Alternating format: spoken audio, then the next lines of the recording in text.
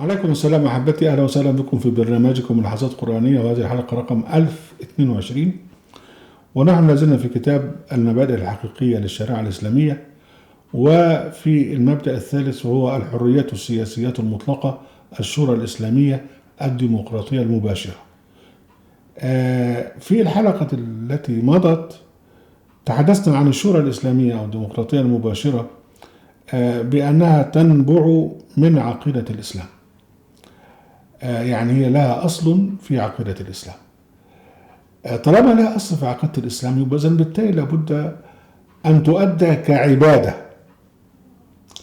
وهذه يعني حقيقة غائبة، أو ممكن أن تقول وهذه فريضة غائبة.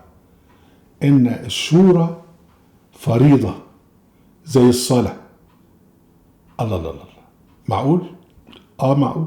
الله، طب وبعدين؟ طب الناس مش عارفة كده ليه؟ لأن الخلفاء الفاسقين أول أبو بكر الزنديق ومن جاء بعده ضيعوا موضوع الشورى، ضيعوها كأصل من لا إله إلا الله، وضيعوها كعبادة من عبادات الإسلام. طيب، احنا على فكرة لنا كتاب وترجم للإنجليزية عن الشورى وموضوع بالكامل هناك.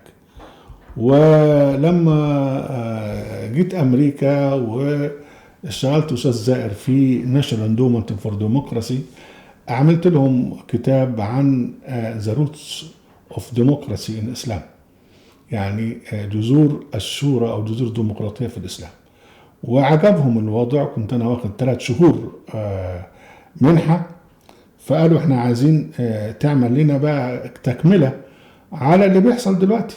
يعني إذا كنت الإسلام بقى فيه الشورى بهذا النظام أو الديمقراطية بهذا النظام لها أصل في عقيدة الإسلام، أمال إيه اللي حصل؟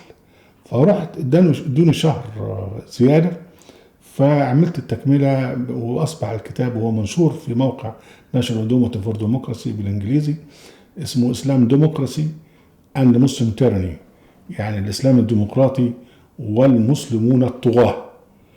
وقلت بقى بالظبط إيه اللي حدث فيما بعد موت النبي محمد عليه السلام. أهم شيء احنا خلينا هنا في موضوعنا اللي هو الشورى كالصلاة، إحدى فرائض الإسلام الشرعية. هنلاحظ إن أول لمحة عن الشورى جت في سورة مكية، هي سورة الشورى.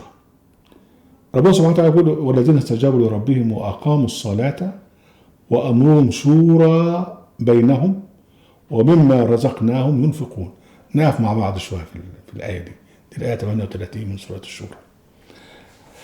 استجابوا لربهم يعني آمنوا لا إله إلا الله، أقاموا الصلاة أدي الصلاة، بعد كده الشورى، بعد كده ومما رزقناهم ينفقون يعني الزكاة. يعني جت الصلاة جت الشورى بين فريضتين، فريضة إقامة الصلاة وفريضة تقديم الصدقات أو الزكاة المالية. وده خلي بالك دي المرة الوحيدة اللي جاء فيه فاصل بين الصلاة وبين الزكاة. يعني جت إقامة الشورى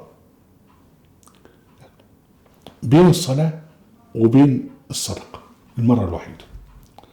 طيب لما تكون جاء يعني أقاموا الصلاة وأمرهم شورى بينهم، ربط الشورى بالصلاة معناها إيه؟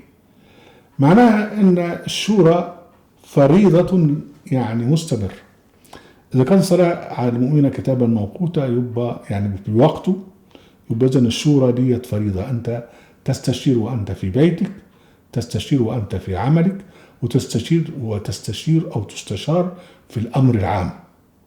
يعني إذن هنا بقى كما أن الصلاة يعني طول ما أنت صاحي بتصلي 5 فرائض، فبرضه الشورى نفس الحكاية.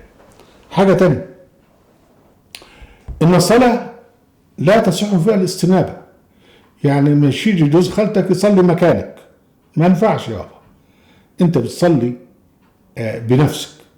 يعني لا تصح الاستنابة في الصلاة، أيضا لا تصح الاستنابة في الشورى. ودي قضية مهمة جدا. ليه؟ لأن الديمقراطية المباشرة اللي هي كل الناس لازم يحضروا في مجلس مع بعض وكلهم يتكلموا، ما حدش يبعت حد مكان حد. وده بقى الفرق بين الديمقراطية المباشرة وبين الديمقراطية النيابية أو الديمقراطية التمثيلية، إن احنا ناس بينتخبوا ناس يمثلوهم وينوبوا عنهم، وفي مجلس شعب، في كونجرس، في كذا في كذا. ده طبعا دي درجة منحطة من الديمقراطية. اللي في الإسلام شيء تاني. اللي في الإسلام إن لا استنابة في الشورى، كل واحد لازم يتكلم بنفسه ويحضر بنفسه.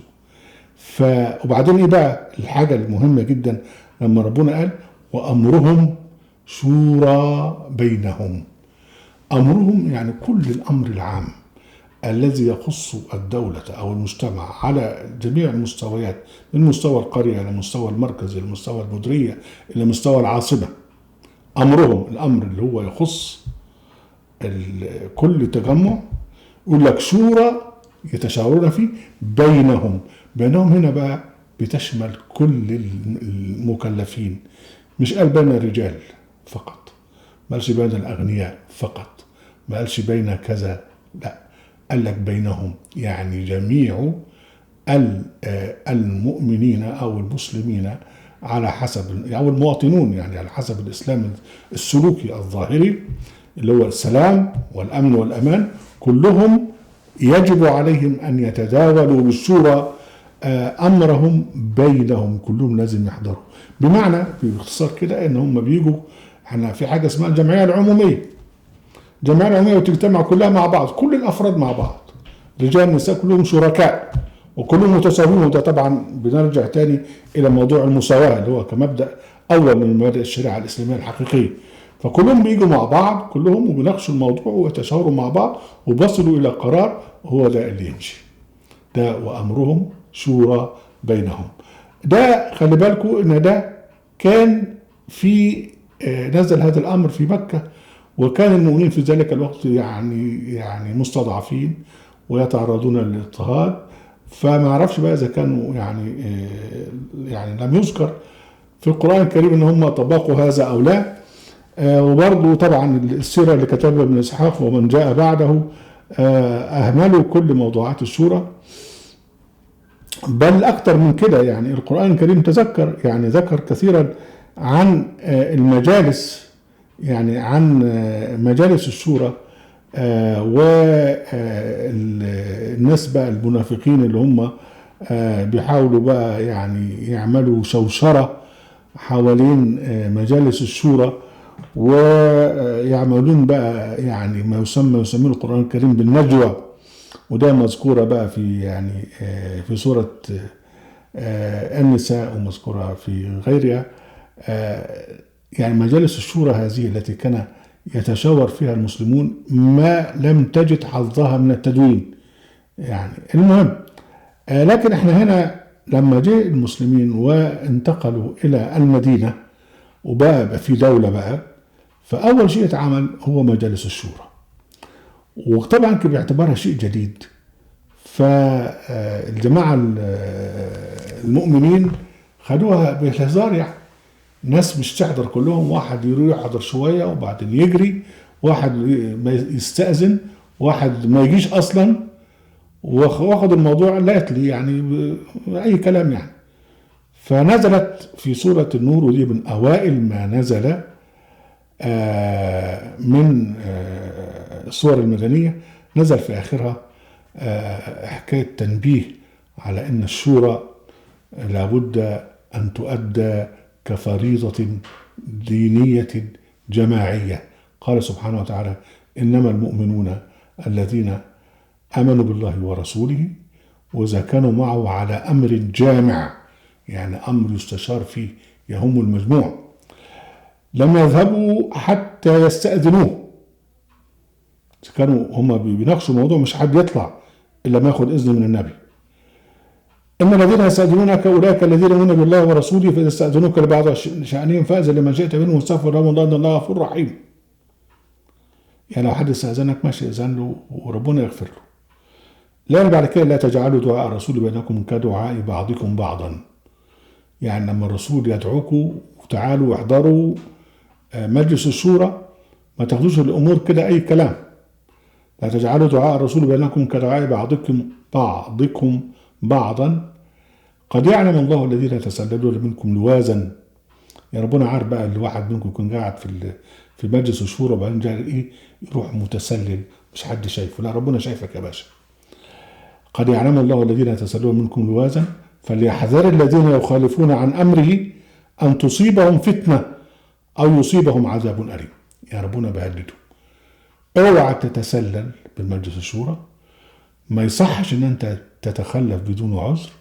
اذا كان في امر مهم قوي وانت موجود ممكن النبي يسمح لك بانك انت يعني تروح تشوف الامر بتاعك، لكن احنا هنا امام موضوع خطير جدا.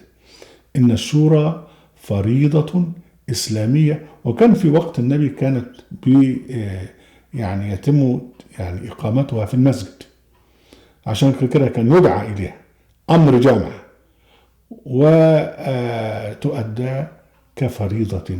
بعد كده طبعا الجماعة المنافقين بقى وضع صعب بالنسبة لهم، وكانوا قبل بيئة النبي كانوا هم الكبار والمتحكمين والناس التانيين بقى أي كلام. فجه بقى النبي بوضع جديد، دولة جديدة فيها كل القوة للناس اللي هم كانوا ضعفاء وأصبحوا هم بقى ماسكين البلد. فلم يعجبهم هذا الوضع، وشافوا النبي بيسمع للناس ديت وكذا وكذا بيستشيرهم، فقالوا انه اذن. ومنهم الذين يؤذون النبي ويقولون هو اذن، قل اذن خير لكم يؤمن بالله ويؤمن للمؤمنين، ده كما جاء في سوره التوبه. وطبعا ابتدوا يعملوا مجالس موازيه يقعدوا يتكلموا فيها ويخوضون ويتكلموا فيها بقى النجوى ويتناجون والكلام ده كله. وربنا سبحانه وتعالى تعرض لهم في سورة المجادلة في الآية 7 من 7 إلى الآية 13. لكن احنا بنخرج من هذا بحقيقة مهمة جدا ومنسية، أن الشورى فريضة كالصلاة. أهلا وسهلا بكم أحمد عليكم حضرات قرآنية وفي قناة أهل القرآن وموقع أهل القرآن. لا تنسوا المشاركة بالشير، وعليكم السلام.